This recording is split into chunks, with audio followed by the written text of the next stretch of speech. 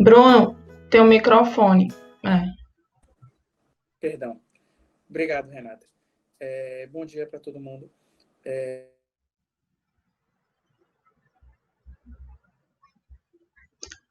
Eu acho que tá desligando de novo, Bruno. Vê de novo. Te ligou outra vez. Foi. Vamos ver se agora vai.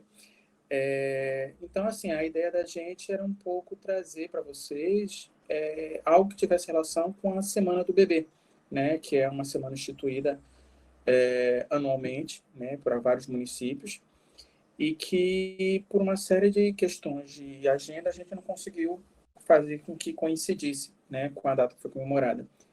Né? Então, agora a gente está trazendo essa reflexão, porque, como a própria Renata disse, é um tema que é recorrente, né? E muito presente nas nossas reflexões, nos nossos cursos, no que a gente faz.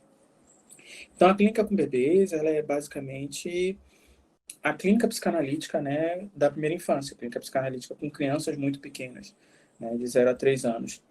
Né? Historicamente, o público, né, com que a psicanálise vem trabalhando, ele foi reduzindo de faixa etária. Né? Então, a gente começou trabalhando com adultos, depois passamos para crianças, né, um pouco maiores, e para a primeira infância. E, apesar da gente falar da clínica com bebês mais fortemente nessas últimas décadas, né, uma série de psicanalistas renomados, né, já trabalharam dentro dessa área. Então, a gente pode citar alguns. Né? A gente tem o próprio Winnicott, John Bowlby, o René Spitz, né? E mais, um pouco depois, Françoise Doutor e a Rosine Lefort, e mais contemporaneamente, né, a gente tem, por exemplo, a Graciela Crespin, a Marie-Christine Lasnik, né? E que o que talvez tenha mudado, né, com o passar desses últimos anos, é que houve um impulso maior, né, nos estudos, principalmente relacionado com os pesquisadores da área de autismo. Então, a clínica com bebês, ela predominantemente, né, ela é uma clínica interdisciplinar. Né, ela tem que recorrer ao diálogo com outras áreas que se debruçam sobre a infância, né, tanto da parte de educação quanto da parte de saúde. Né? Por que que isso é importante? Apesar da gente, né, na clínica com bebês, não trabalhar diretamente focando na questão do desenvolvimento, quer dizer, com o surgimento de habilidades em áreas pré-estabelecidas, né, em idades pré-estabelecidas, né, por exemplo, aquela ideia de que a criança deveria andar por volta de 1 ano de idade ou falar por volta dessa faixa etária, né? Na clínica com bebês, os psicanalistas, os pesquisadores que trabalham nessa área estão muito preocupados com a ideia de constituição do sujeito.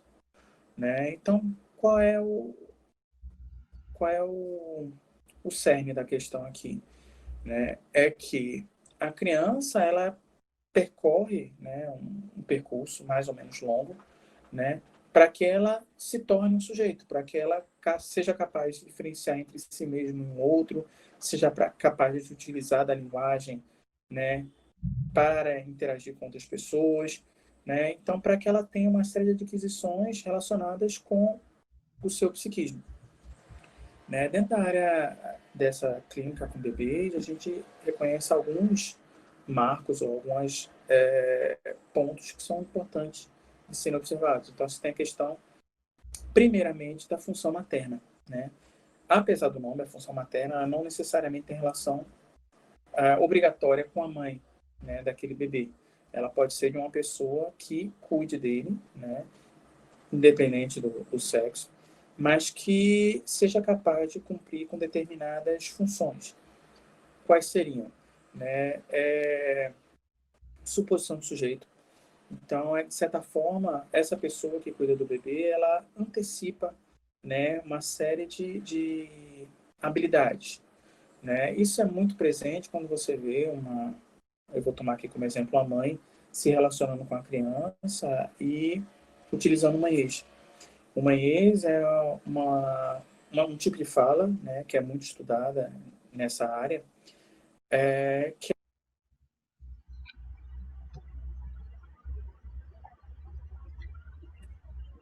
e que normalmente as mães usam para se dirigir a seus bebês.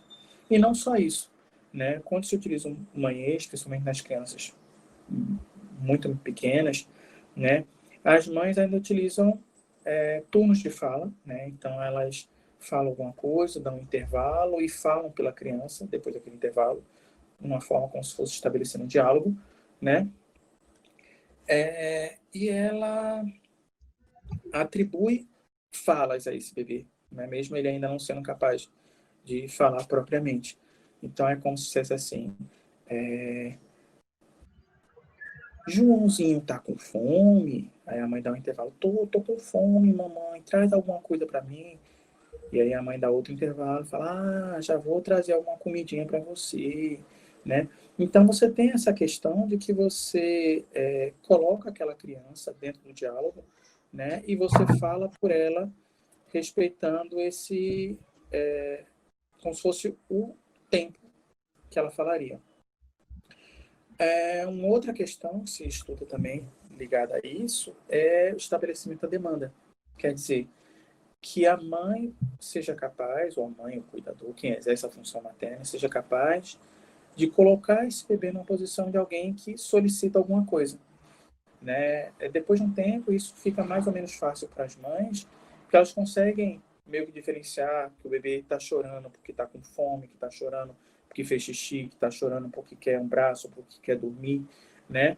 Então, ela começa a estabelecer diferenças, né, nesse choro, que inicialmente o choro é uma expressão de desconforto, de desagrado, né? Ela começa a atribuir um sentido a isso e a diferenciar, né? Então, de certa forma, é como se ela trouxesse esse sentido, né, para o bebê, né? Como se ela introduzisse isso, né, dentro dessa criança que está sendo cuidada.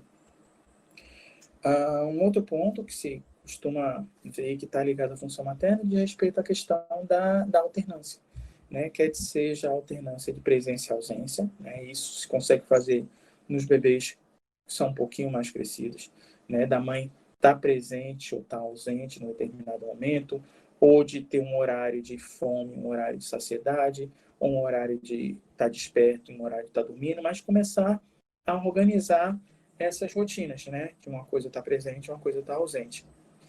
E um quarto ponto, né, diz respeito à alteridade, né? E trabalhar com a criança para que ela reconheça, né, que progressivamente ela seja capaz de reconhecer de que existe ela, né, que é um ser, e que existe um outro fora dela, né? Que existe uma outra pessoa, e mais que isso, que existe um outro que se utiliza em psicanálise, um grande outro, né? Que é alguma coisa que não é um semelhante, mas que faz uma função, né, de alteridade, de um terceiro, né? De alguma coisa que está para fora e muito maior do que essa criança, né? Inicialmente, esse grande outro ele se confunde com a mãe ou com esse cuidador, mas à medida que a criança vai crescendo, ele vai assumindo um papel à parte, né? E aí seria muito mais o papel que a linguagem vai exercer em relação a essa criança, né? Então, esses são os 4 pontos que estão muito ligados à função materna.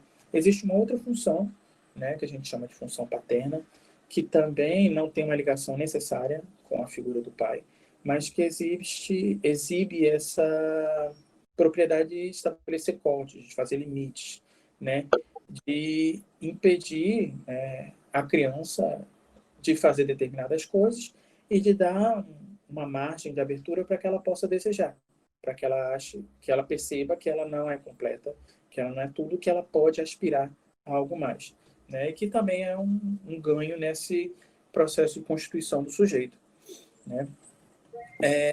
Mas aí a questão é, a gente está colocando essas funções supondo que tudo aconteça bem, que tudo aconteça como a gente imagina que deveria ser para uma constituição saudável, né? Mas se houver problemas, como é que isso vai aparecer, né? Então, assim, a criança, né, particularmente essa criança na primeira infância, também acontece nas maiores, mas nessa é muito mais claro, ela é trazida pelos pais ou cuidadores, porque acreditam que haja algum problema com essa criança, né? E os problemas, né, nessas crianças muito pequenas, eles podem se manifestar de uma maneira muito inespecífica. Então, alteração no ritmo de sono, crianças que não dormem direito, crianças que têm dificuldade para se alimentar, com dificuldade com relação às funções excretórias, de evacuar ou de urinar, né? Embora as pessoas que trabalhem com alguém com bebê percebam que nem sempre, né, o problema realmente é um problema da criança, né? Mas que ele pode ser um reflexo dessa relação entre seus pais, ou que pode ser um efeito direto do seu posicionamento em relação a essa mãe, né? Então isso é muito claro, por exemplo, quando você tem um bebê que ele tem uma mãe com um quadro de depressão, né? E que ela não consegue exercer adequadamente essas funções, né? E supondo que ela não tenha, que esse bebê não tenha outra pessoa que possa exercer essa função materna, né? Ele pode apresentar dificuldades na sua constituição psíquica, né? Então, o grande boom, né, com relação aos estudos sobre a clínica com bebês, se deu muito no sentido de identificar, né, quando um bebê não está bem, quando alguma coisa não está indo como se supunha que deveria ser, né? E a ideia da gente que trabalha nessa área é perceber isso o mais cedo possível para a gente fazer algum tipo de intervenção. A gente sabe que quanto mais nova a criança, mais plástica, digamos assim, ela é as intervenções, melhor ela pode responder nessas intervenções mais precoces. Então, a gente tem a ideia de que, intervindo cedo, a gente pode estar sendo capaz, né, de retomar, né, essa linha não é linha do desenvolvimento, mas essa linha da constituição do sujeito desse bebê, né? E aí a gente coloca também essas questões, mas, por exemplo, você pode ter um bebê que tenha um problema de saúde realmente, né? Que ele tenha nascido, por exemplo, com paralisia cerebral, um bebê que tenha tido uma síndrome genética grave, e que, pelas dificuldades que ele apresenta em função disso, ele tenha também alguma dificuldade em se relacionar, né, com essas pessoas, ou em responder adequadamente a essas funções, a função materna ou a função paterna, né? Então, também, né, esse público de crianças com algum problema grave, ou crianças que nasceram prematuras, né, exige um cuidado e uma atenção maior por parte daqueles que se ocupam, né, dos bebês, né, no sentido de salvaguardar, né, uma boa constituição e de identificar muito precocemente quando alguma coisa não vai bem, né? Então, acho que do que eu tinha para falar, eu acho que, resumidamente, seria isso. Eu queria dar espaço para a Luísa poder falar e talvez retomar um pouco durante as discussões. Pronto, Bruno, obrigada. Eu fiquei pensando bastante nisso de que você falou que esses primeiros cuidadores, que exercem, né, essa função materna, paterna, eles realmente sabem, né? Quando a gente tem a oportunidade de atender, sempre vem no discurso, mas eu sentia que tinha alguma coisa diferente, às vezes quando chega um pouco depois. Então é importante a gente abrir esse espaço, essa consciência de que existe esse saber, eles conseguem identificar que tem alguma coisa, às vezes, que não está indo bem naquele bebê, ou que ele está num nível de sofrimento, né? E que isso também chega a todos os profissionais que tenham contato com esse bebê desde muito cedo.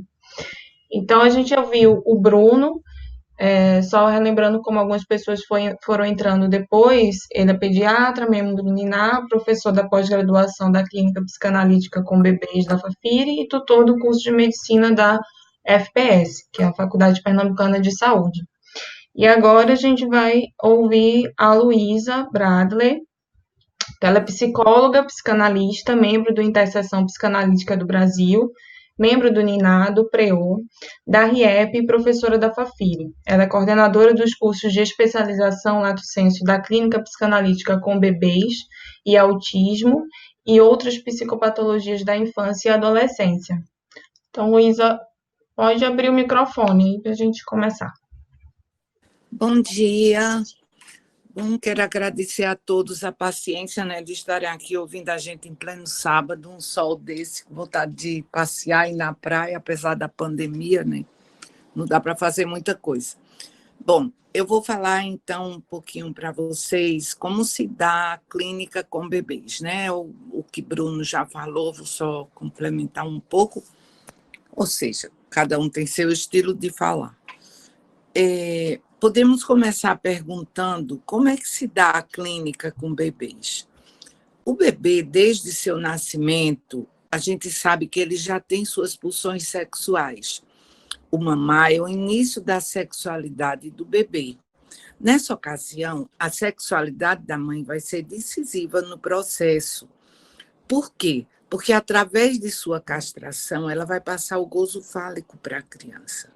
A constituição do sujeito vai depender muito dessa relação com esse grande outro, porque esse pai aí, enquanto função, vai estar, claro, já inserido nessa questão e nessa passagem dessa função. Então, os pais, a castração dos pais é muito importante para a constituição do sujeito. O aleitamento não é só dar o seio, o alimento, mas também dar o olhar, a voz, o odor, o afeto e o desejo. Esse sugar resulta em fazer do seio o primeiro objeto da pulsão sexual. Sabemos da importância das interações mãe-filho, mas também da necessidade de separação entre eles. Algumas vezes, a mãe pode entravar os avanços de seu bebê em direção à sua diferenciação, em função de seus próprios conflitos inconscientes, e a criança, então, permanecer nesse lugar. Berger e Balbo, no livro deles, Atualidade das Teorias Sexuais Infantis, chamam a atenção para a questão do saber e para a importância de que a mãe faça essa suposição de saber para esse filho. Essa criança, ela tem que se apoderar desse saber, dessa suposição que é feita. Os pais devem ter essa suposição. Sabemos da importância do pai para dar segurança a essa mãe, principalmente logo que esse bebê nasce. Esse pai vai ser importantíssimo, porque através dessa segurança que ele propicia à mãe, ela vai poder propiciar também para seu bebê. Atualmente, sabemos que muitas vezes os pais dividem os cuidados do bebê com a mãe. Isso é muito bom, porque é uma mudança cultural e que é maravilhosa, porque o bebê tanto ama o pai quanto a mãe. E o pai se dedicando a ele, ele também participa mais da vida dele, da educação de tudo mais. As funções maternas e paternas não dizem respeito a uma pessoa, pai e mãe, mesmo que na maioria dos casos os pais irão desenvolver essas funções, mas elas são funções que são totalmente subjetivas. O grito do bebê, por não estar aprisionado ao simbólico, toca o real, visto que a significação vai ser dada a partir da interpretação do grande outro, que, no caso, quem está nesse lugar vai ser a mãe. Quando o bebê se sente desamparado, ele grita. Por que falamos de sinais de sofrimento psíquico e não de sintomas? Bom, é nesse momento que a gente vai perceber que o bebê não está bem, tem alguma coisa errada com ele, e as mães sempre percebem. No bebê, o sintoma não adquiriu status de significante recalcado, uma vez que ainda está nos primórdios da construção da metáfora. Por isso, pode-se falar em sinais e não em sintomas do bebê. E não existe bebê que tenha, por exemplo, quem falar que existe bebê autista, não existe. Não existe bebê a não ser que tenha um bebê com um uma síndrome genética, uma coisa assim, mas ninguém pode dar diagnóstico para um bebê no primeiro ano de vida, principalmente de autismo. A gente fala de sinais de risco, mas não de diagnóstico. Freud, no Mal-Estar da Civilização, falando sobre a dor, ele diz que o bebê não sabe ainda o que é o mundo exterior e o seu mundo interior. Então, ele esclarece que, aos poucos, o bebê vai aprendendo a fazê-lo. E diz que deve ser estranho para o bebê verificar que várias fontes de excitação, que são mais tarde reconhecidas como órgãos de seu corpo, possam enviar-lhe sensações a qualquer momento. Ou seja, a dor, a sensação de emoções que podem fazer com que o bebê sinta uma coisa ruim sem saber o que é. No entanto, existem outras sensações, por exemplo, o peito materno, que ele sabe que quando ele grita pedindo ajuda, aparece. É assim que, aos poucos, o seu eu se contrapõe inicialmente a um objeto, como algo que se acha fora, no caso, o peito. E, através dessa ação particular do grito, ele vem aparecer. Então, aos poucos, ele vai distinguindo o que é do eu interior e o que é do mundo exterior, o que vem de fora. Então, é o primeiro passo para a instauração do princípio da realidade. O ponto de partida para significativos distúrbios patológicos será o fato de o eu, na defesa contra sensações desprazerosas, vindas do interior ou do exterior, como, por exemplo, a dor ou a dor interior, as cólicas, tudo mais, ou mesmo a dor exterior, ele pode se desligar do mundo externo. A dor pode causar quadros patológicos nos bebês. Estudos epidemiológicos realizados em unidades neonatais demonstram que os recém-nascidos são submetidos a uma média de 11 procedimentos dolorosos a cada dia nas 2 primeiras semanas de vida. Então, um acontecimento como um trauma externo pode provocar um distúrbio em grande escala se ele não tiver uma intervenção precoce. Por isso que é tão necessária a questão da clínica do bebê, que não é uma clínica tão antiga, mas que é uma clínica muito importante, porque vai evitar problemas futuros. Sabemos da importância das intervenções terapêuticas precoces à vida do recém-nascido e de como isso resultará no futuro dessa criança. Talvez a forma de conciliar as condutas necessárias ao recém-nascido e os malefícios da dor seja através da avaliação e tratamento adequado da experiência dolorosa. Existem várias escalas de avaliação da dor no recém-nascido, desde a observação dos movimentos faciais, sono, choro, etc., até exames mais sofisticados através de mediadores metabólicos, endócrinos e humorais na corrente sanguínea após estimulação álgica. Porém, esses métodos só são utilizados em investigações científicas. É interessante frisar que nós do PREO estamos iniciando uma pesquisa com bebês prematuros, justamente para ver essa questão da dor no bebê, né? Então, vamos a um fragmento clínico.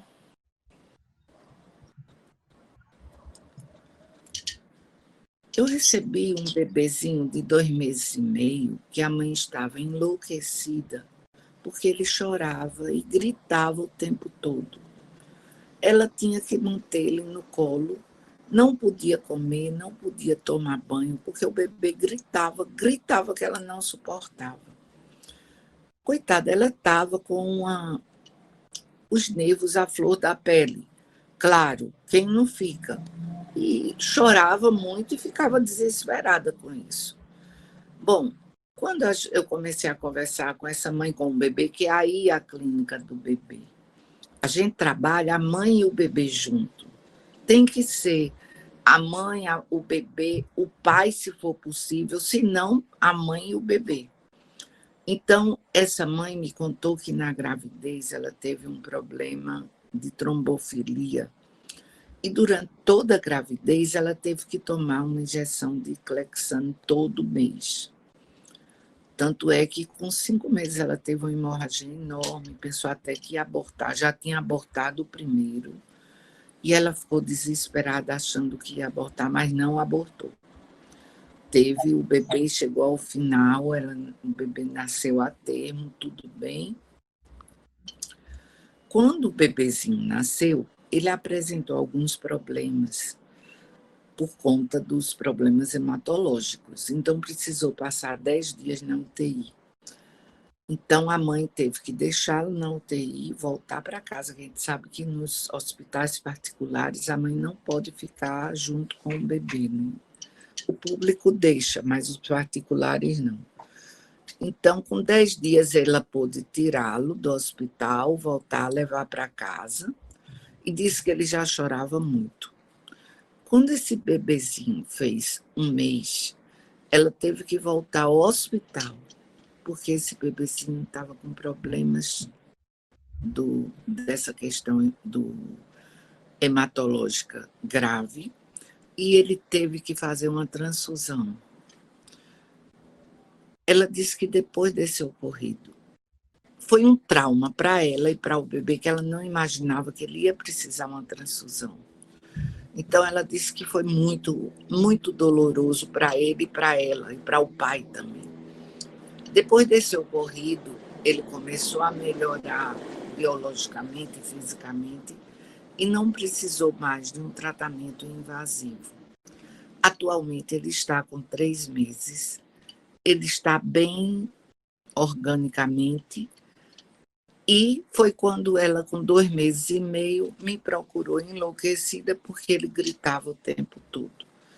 Está muito no início, nós tivemos algumas sessões, e é incrível como o bebê é rápido. Gente, vocês não imaginam como a clínica com bebês é rápida. A gente vai tentar, a mãe vai contando a história, a gente vai recontando para o bebê, e vai enquadrando o bebê dentro daquela história e contando como a mãe sofreu, como o pai sofreu. Sabiam que ele estava sofrendo, mas não podiam interferir porque era um sofrimento necessário por conta do orgânico, que ele tinha que ficar bem. Enfim, depois que a gente faz todo essa reconstrução, então, isso faz com que esse bebê ele seja envolvido nessa questão exatamente de saber que não foi só ele que estava sofrendo, que os pais não abandonaram ele. Os pais estavam ali. Não ficaram junto dele o tempo todo, porque não era possível, mas eles estavam lá. Então, é uma coisa assim que a gente vê, ele já está bem melhor, a mãe já consegue tomar café, ela me disse, já consegue tomar banho, ele já dormiu, não dormia o bebê, dormia e acordava a noite toda. Você imagina o desgaste para essa mãe. Atualmente, a última vez, ele já estava dormindo 5 horas por noite, o que é maravilhoso. Coitada, ela não dormia nem 1 hora. Então, isso tudo por quê? Porque a gente sabe que essa criança, através desse grito, ele estava dizendo: eu estou sofrendo. Se essa mãe não fosse sensível para perceber que tinha alguma coisa errada, claro que isso ia se transformar lá na frente num problema. Mas quando você faz esse trabalho com o bebê, claro que ainda tem que ser feito, temos que caminhar ainda, Mas quando você faz esse trabalho, você percebe o quê? Que o bebê, ele se sente desamparado. Quando ele se sente desamparado, ele grita. Não é choro, é um grito de desespero. Por quê? Porque esse grito não está simbolizado. Quem vai simbolizar esse grito é justamente a função materna. É quando essa mãe vai decodificar o que ele está querendo dizer com esse choro, com esse grito. Então, a gente sabe que toda questão inconsciente dos pais passa para o filho, passa para o bebê.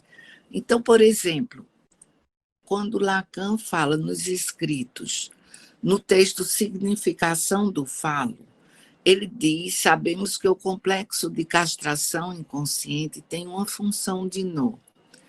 Então, lembra que funciona como uma encruzilhada para o real simbólico imaginário. O que é o real simbólico imaginário? É justamente o que Lacan tentou tirar assim, só do subjetivo e tentou objetivar mais o que a gente trabalha a nível da mente. Então, criou real, simbólico e imaginário as 3 instâncias psíquicas.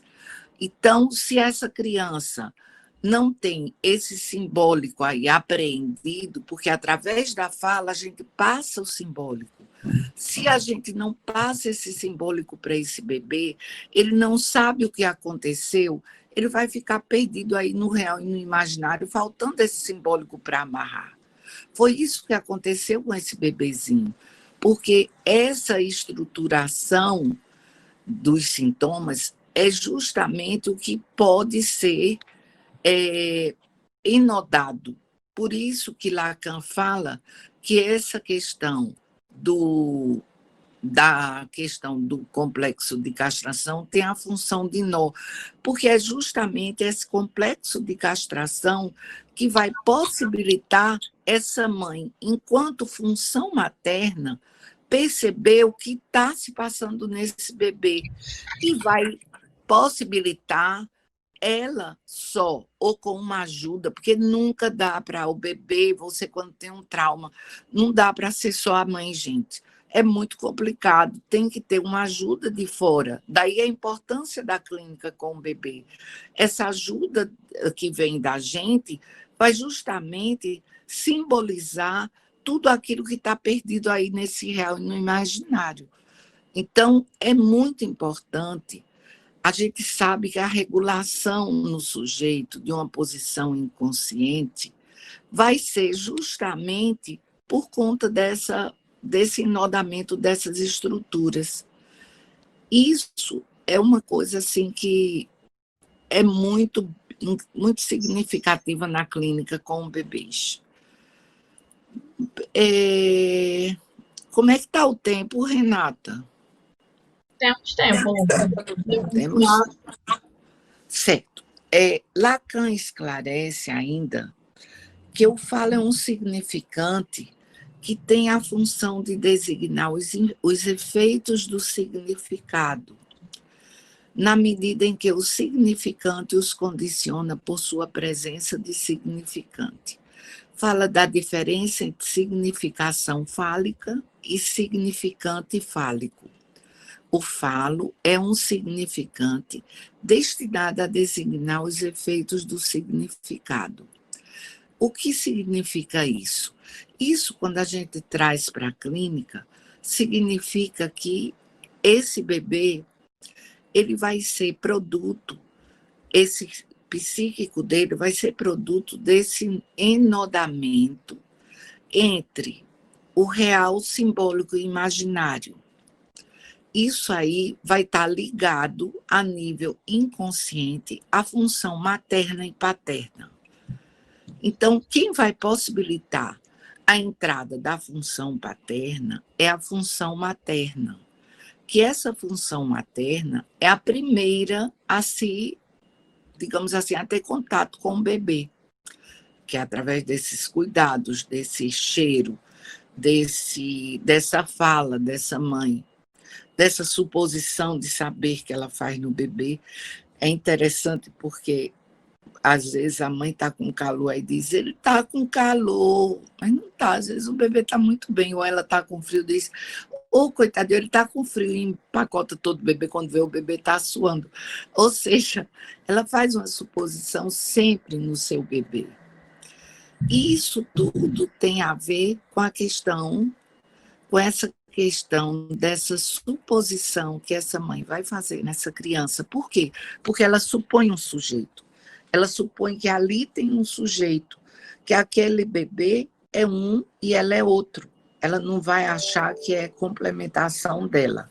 Por isso que essa castração é tão importante. A gente sabe que essa castração foi introduzida por Freud e é coordenada com a noção da lei primordial, a lei da proibição do incesto e a estrutura do Édipo como lei fundamental. Então, essa castração só pode classificar-se na categoria da dívida simbólica. E essa dívida simbólica é um dano imaginário e buraco ou ausência no real. Eis como podemos situar os 3 elementos que são referências da falta de objeto. Ou seja, é a questão da frustração, da privação e da proibição. Então, Lacan traz a diferença entre frustração e privação. Na privação, a exigência do falo é o ponto fundamental do jogo imaginário na progressão do conflito. A privação é o propósito do real como algo muito diferente do imaginário. A exigência fálica não se exerce por esse meio. Parece complicado que um ser que se apresenta completo possa sentir-se privado de algo que não tem. Diremos então que a privação é um buraco. A frustração é uma lesão, um prejuízo de acordo com a nossa forma de fazer intervir em nossa dialética, não é mais que um adorno imaginário. A frustração é, por sua essência, o domínio da reivindicação. Concerne algo que se deseja e não se tem. Então, vocês veem, essa questão da frustração, da proibição e da privação, isso é passado para o bebê. Por exemplo, um exemplo é a questão do amamentar. Ele não pode ter peito 24 horas. Ele tem que ter peito, parar, até para ele saber que tem uma falta. Então, ele mama, para, chora porque quer mais peito, porque está com fome. Mas isso tudo é importantíssimo para o bebê. E quem vai dar justamente essa regulagem, esse termômetro, é essa mãe a nível de sua castração. Por isso que a gente fala tanto nessa questão da frustração, proibição e privação. Porque isso na clínica, por exemplo, a criança, o bebezinho, desde cedo, já tem que ter uma noção de que nem tudo é possível. O gozo ele é limitado, quem vai passar esse gozo fálico limitado para ele é essa mãe enquanto castrada. Então, isso tudo são coisas que vão repercutir exatamente no comportamento da criança, seja o bebezinho ou seja já maior. Bom, gente, eu acho que eu já falei demais, agora eu vou parar para ouvir o que vocês têm para perguntar. Muito obrigada. Luísa, muito obrigada. Eu fiquei pensando aqui, nesse exemplo que você trouxe desse caso, né? Não só a sensibilidade, mas a mãe ter esse conhecimento de que com 2 meses e meio era importante buscar uma ajuda profissional nesse sentido. E como é que você está sentindo com relação a esse momento que a gente está vivendo, a prática, essa diferença da gente estar tendo que fazer essa prática por meio do telefone, do computador, na pandemia? Como é que está acontecendo? Veja, a gente sabe, para o bebê, eu não vejo dificuldade nenhuma. acho que funciona até quase que a mesma coisa. O problema que eu vejo é nas crianças de 1 ano e meio a 3 anos. Há 2 anos e meio, essas crianças são mais difíceis da gente trabalhar online, bem mais difíceis. Uhum. A gente consegue, mas dá um trabalho enorme. Os maiorzinhos não, é tranquilo, não tem problema. Como os bebezinhos. Agora, essa idade que eles ainda não estão assim, muito bem situados, e eu acho que essa questão dessa clínica com a pandemia pegou todo mundo de surpresa. A gente não sabia como é que isso ia ser. Foi assim, terrível. E foi ótimo, porque Marie Cristine deu um suporte enorme a todas nós da RIEP. Nós trabalhamos todo sábado com ela, essa questão do atendimento online com bebês, porque é uma coisa que era totalmente nova. E todos nós estávamos com 1000 dúvidas. Então, foi uma coisa assim, muito boa, muito importante. E eu acho que é isso, essa questão da pandemia é uma questão que a gente vê que a clínica ela tem digamos, essa dificuldade maior, eu vejo apenas com essa idade, talvez seja até uma dificuldade nossa ainda, porque tudo é muito novo, mas eu sinto muito, e muita gente também já me falou que sente, entre 1 ano e meio e 2 anos e meio, às vezes até 3 anos. Outros já são mais amadurecidos, 2 anos e meio já fica mais fácil. Mas é uma coisa totalmente normal, porque a criança tá descobrindo as coisas todas, quer ver tudo, não para. Então, realmente meio complicadinho. Mas aí esse trabalho é importante, né, de ser feita, que é característico da clínica do bebê, que é ser feita essa narração simbólica de tudo que foi passado, do que é identificado pela voz.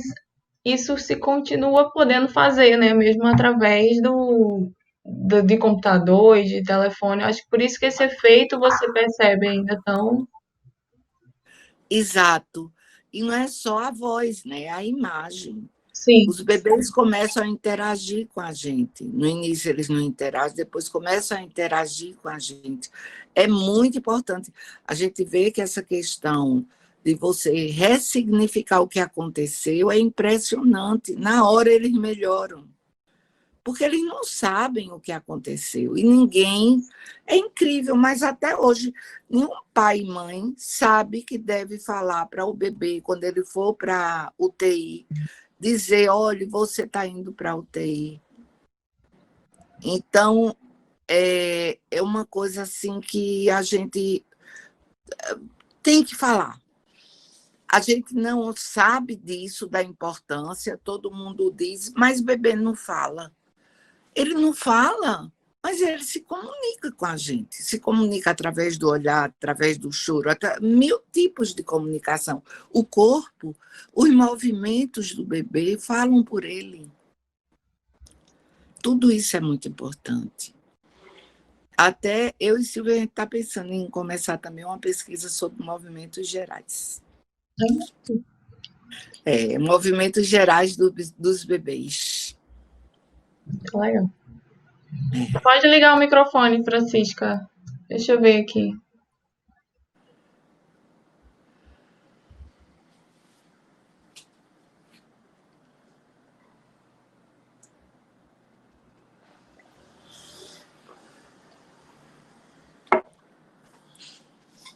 É movimento corporal, Luísa? Não. Sim, é movimento corporal, mas o nome é movimentos gerais do bebê. O que o bebê faz, o recém-nascido, sabe? Então é incrível, porque isso tudo tem um significado. Os bebês que vão... Isso já tem um estudo enorme. Os bebês que vão se tornar autistas, não é o bebê que se torna autista, a criança autista, quando era bebê, que tem filmes resgatados dele bebê, foi comprovado que esses movimentos gerais eram totalmente diferentes dos bebês típicos. Quer dizer, a medicina está assim, num progresso. A clínica com bebê está cada dia progredindo mais. E isso é muito apaixonante, gente. São descobertas assim que você vê que é uma verdadeira revolução. Muda tudo. Uma coisa é você tratar um bebê que é super rápido. É uma coisa, é só fala. Depois é uma criança que fica com 1000 problemas, gente. Luísa, esse estudo de movimentos gerais, ele se insere dentro daqueles estudos de sensório e motricidade, que avaliam tônus, essas coisas do bebê? Tipo aquele sensório motricista na linha de Boulanger? Olha, sim e não, porque é uma coisa que está sendo vista agora. Boulanger, eles trabalham muito os movimentos dos bebês, mas esses movimentos gerais, eu não sei, talvez até daqui um pouco eles já tenham esse... Eu acho que talvez... Eu não sei, sinceramente, Bruno, como é que está isso em relação ao Boulanger. Mas eu fiz 2 cursos já de Boulanger e o que a gente vê é muitos movimentos do bebê a nível corporal e o que a gente pode fazer para evitar que esse bebê tenha sinais de risco, entendeu? De sofrimento psíquico, de autismo, do que quer que seja, que eles mostram através dos movimentos e que a gente pode reformular esses movimentos e orientar os pais para reformularem também. Esses bebês já têm os movimentos diferentes. Agora, os movimentos gerais, ele é um estudo muito específico que tem os movimentos FIDIT e tem os movimentos no início. O que são os movimentos FIDIT? Eu não sei não, gente. Eu só estou assim, o que eu aprendi no ouvir. Vou estudar muito isso. Os movimentos FIDIT, a partir do 3º mês que o bebê começa, que são movimentos que mexe a mãozinha, mexe o bracinho, mexe a cabecinha, e são movimentos circulares.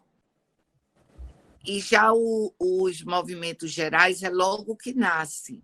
Isso tudo tem, assim,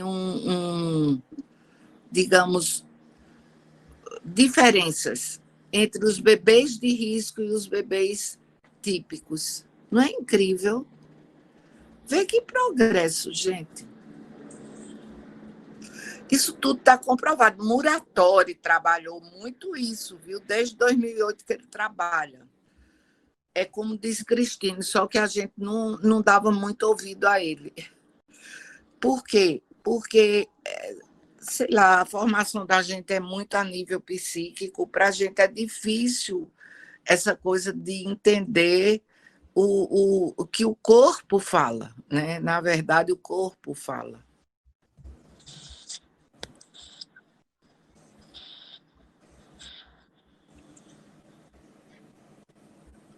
Bom, gente, por enquanto não tem uma pergunta no chat. Quem quiser falando também pode abrir o microfone, fazer perguntas.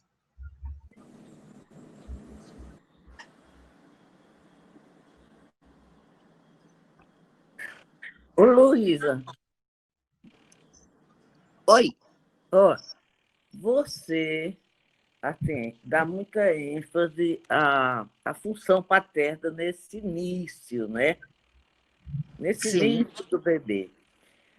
Mas me diga uma coisa, essa questão dessa função paterna, né? De impedir, de botar a barra, né? De tentar bom, da castração, né?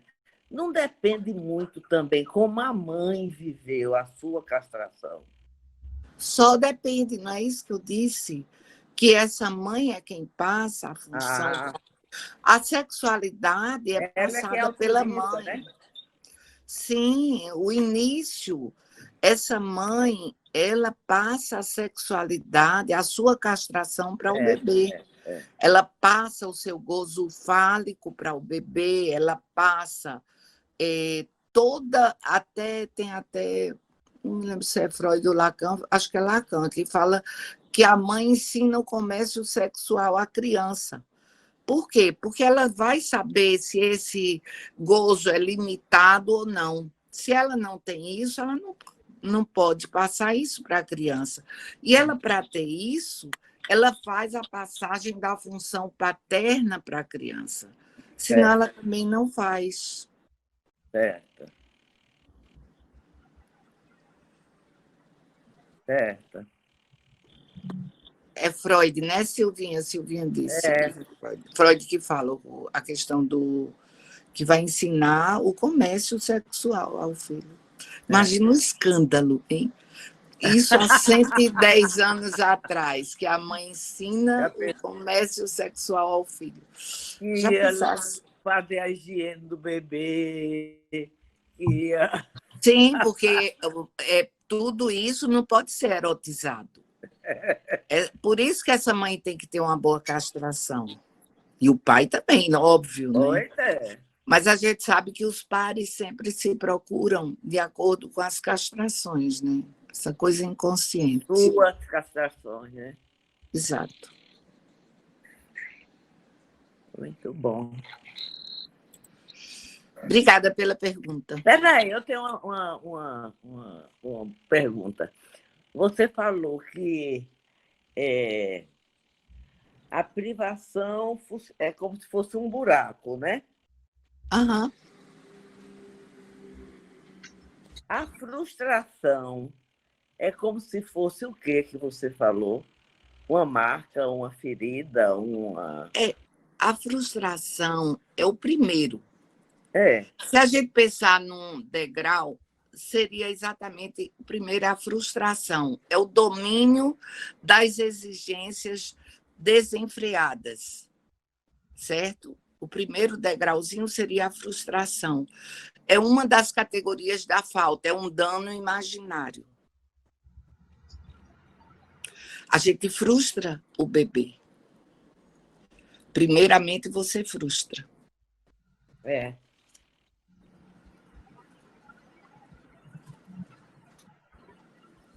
É.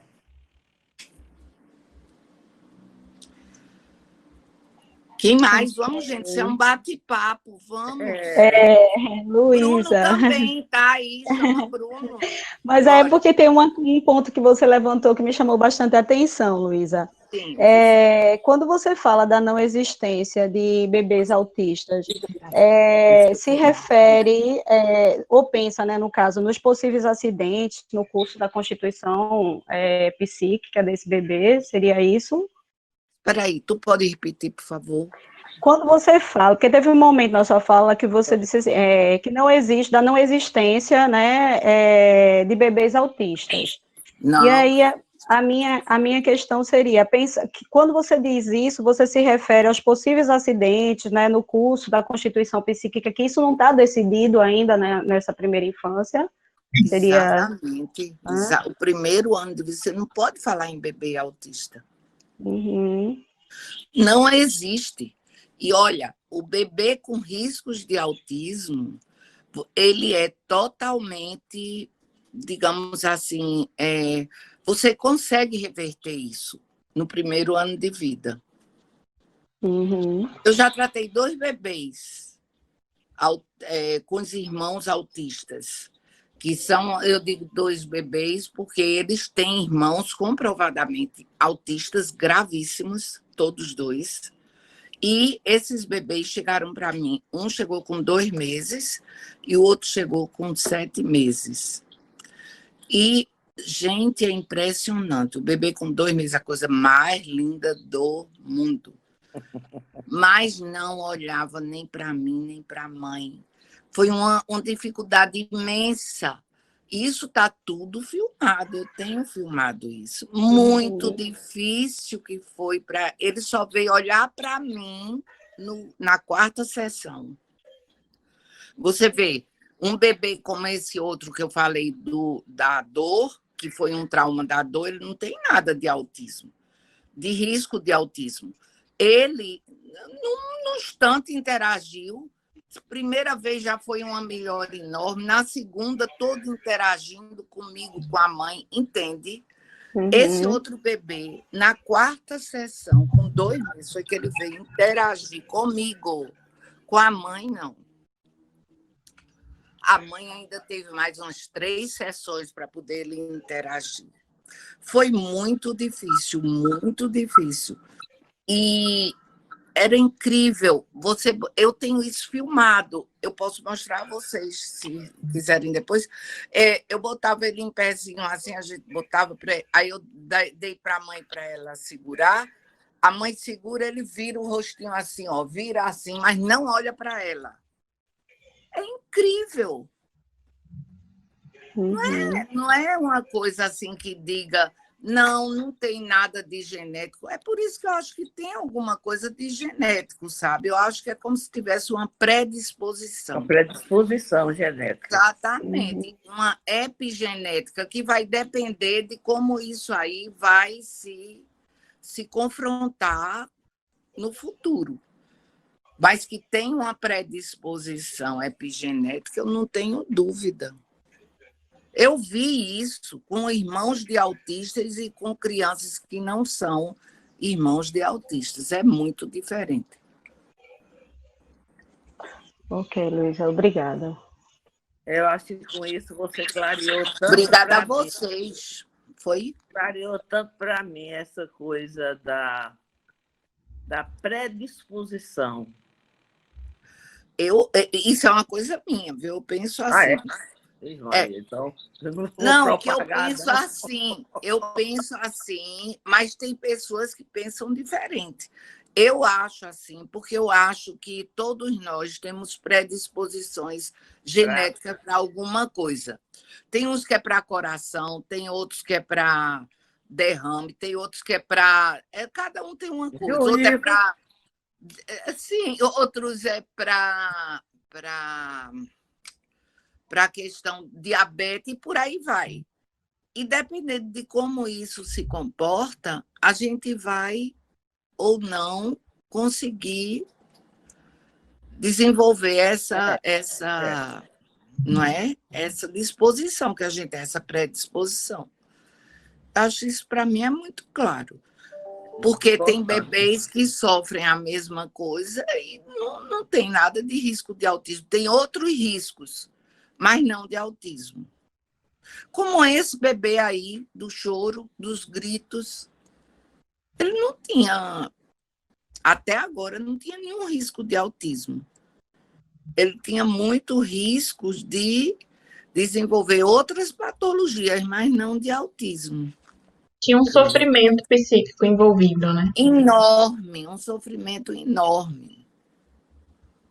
Silvia fez um comentário aqui no chat, retomando a questão que ele levantou, de que é uma hipótese extremamente importante para a clínica de bebês e a clínica de crianças. As estruturas são não decididas na infância, né?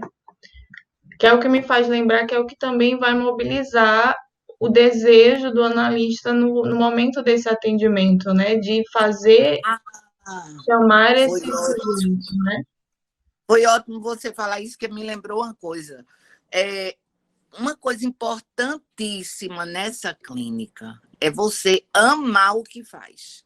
Você não pode gostar, você tem que amar o que faz. Porque esse gozo vai puxar o bebê. Não é incrível isso? É muito importante. Eu acho que não é só para o bebê, não. Sim, mas eu digo assim, a clínica com bebês, se você não amar aquilo, você não vai conseguir o resultado que espera. Porque o bebê percebe o seu gozo e ele fisga, entendeu? E talvez o amor leve a mãe, no caso, né? A acreditar que ali tem um sujeito, né? Exato. A mãe, eu acho que isso é primordial, né? Acreditar que dali pode emergir um sujeito, né?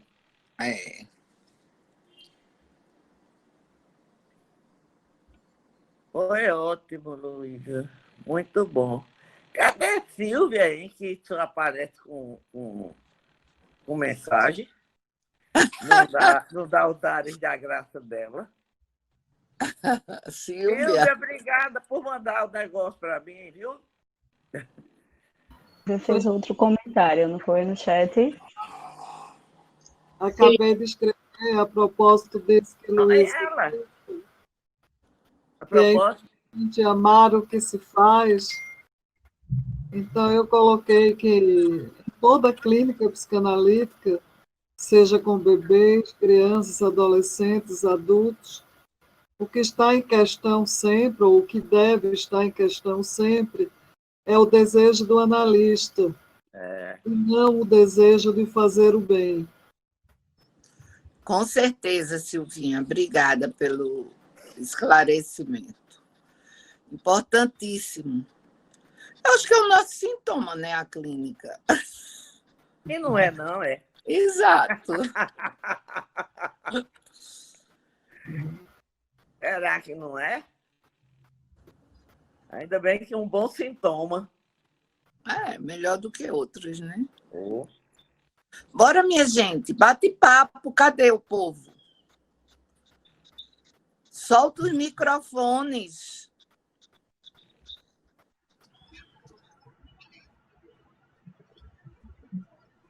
Parece que o povo está correndo da polícia. Não quer aparecer.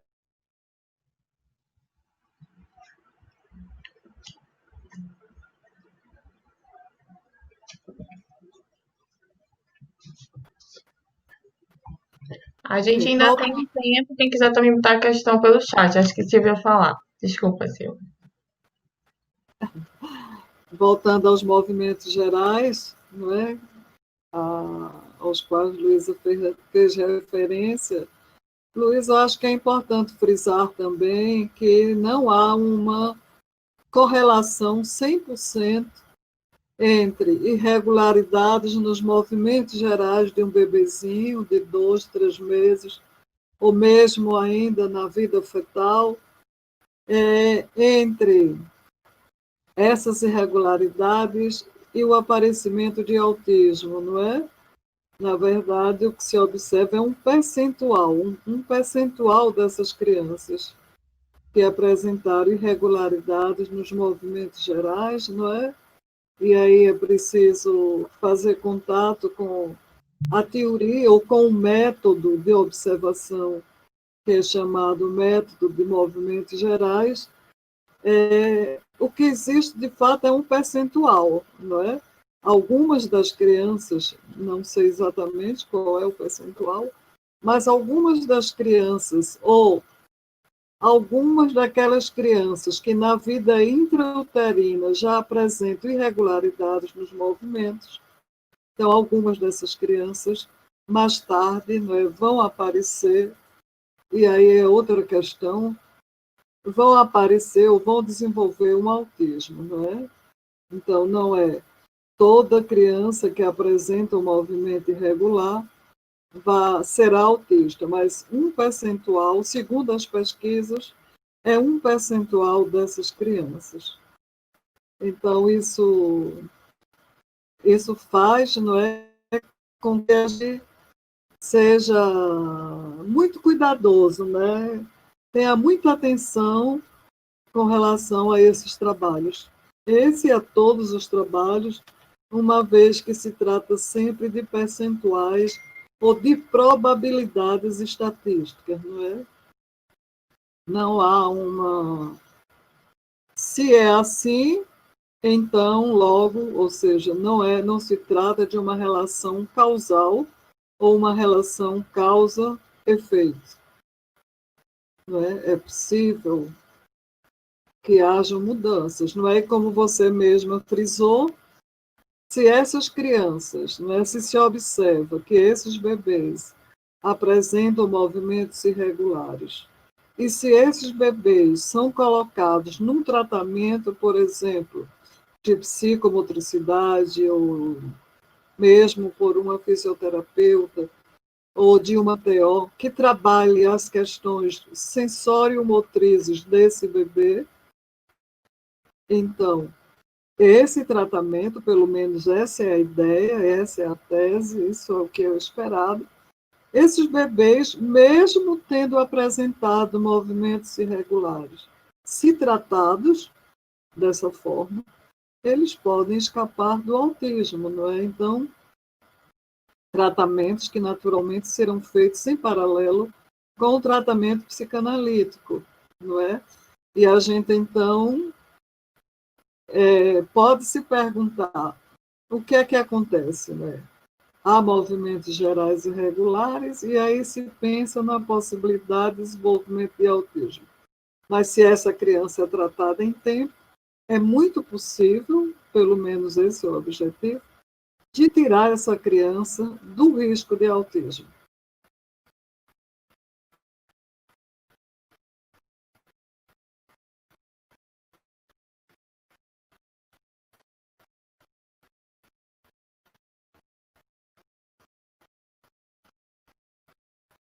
Liga teu microfone, Luísa.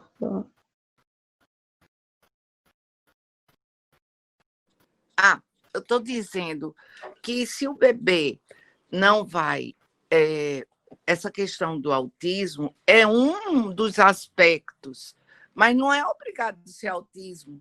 Pode, claro, se essa criança tem uns movimentos que não são de uma criança típica, esse bebezinho, quando ele crescer, ele vai desenvolver algum tipo de problema.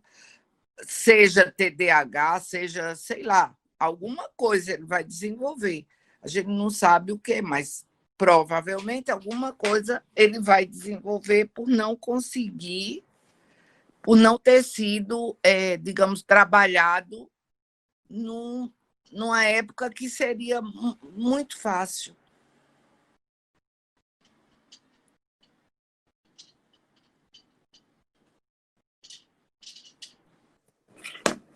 É aquela história da intervenção a tempo, né? Você parar o mais cedo possível para ter melhores resultados, né? Exato. E, nesse caso, seriam entraves, entraves do desenvolvimento, independente de ser do tipo autístico, né? Exato. Não cair e tudo vai dar ou embocar no autismo. Uhum. Agora, para essa intervenção precoce, tem a dificuldade dos pais, da aceitação, né, dos pais, que muitos pais não percebem, né, que tem que, o quanto mais cedo seria bom esse olhar nessa avaliação do bebê para esse estímulo, né, precoce, e os pais não aceitam, né, essa dificuldade do bebê, muitos pais. E aqueles que buscam, que levam essa intervenção, são acusados de ansiosos, né, de que estão inventando, né, problemas para a criança. É porque aí eu acho que entra uma área que teria que ter uma mudança justamente na questão do pediatra, porque é o pediatra quem pega esse bebê, é o pediatra quem acompanha esse bebê. Então, se a gente consegue que o pediatra fique atento a isso, o pediatra ele tem um poder impressionante sobre os pais. E nem sempre os pais acreditam na gente, como você diz. Tem pais que acreditam, tem pais que não. Eu já recebi pais que a mãe enlouquecida, e realmente ela tinha toda a razão de estar enlouquecida, com um bebê de 2 meses e meio também, e o pai dizia que ela estava doida. Acusada, Doida depressão porque... pós-parto, né? Exatamente. Disse ela está doida porque esse menino não tem nada. E a criança tinha realmente sinais de risco sérios. E era assim, uma coisa muito incrível. Então, tem muito isso. Às vezes o pai não concorda, a mãe se desespera. É, difícil, não é fácil. isso, Agora tem uma concordo. coisa, eles são assim, viu? Melhorou a criança ficou boa, perdeu os sinais de risco, tchau. Somem, Some. verdade. É Agora, raro que fica. Eu como tenho um que fica. sensibilizar? Aham. Não Eu é? Agora, tenho como... É, um que bebê ficou. sindrômico que ficou. Coisa mais linda. Tá com 2 anos Oh, agora. é Tá aquele tá bebezinho, andando. É, aquele Nicolas. eu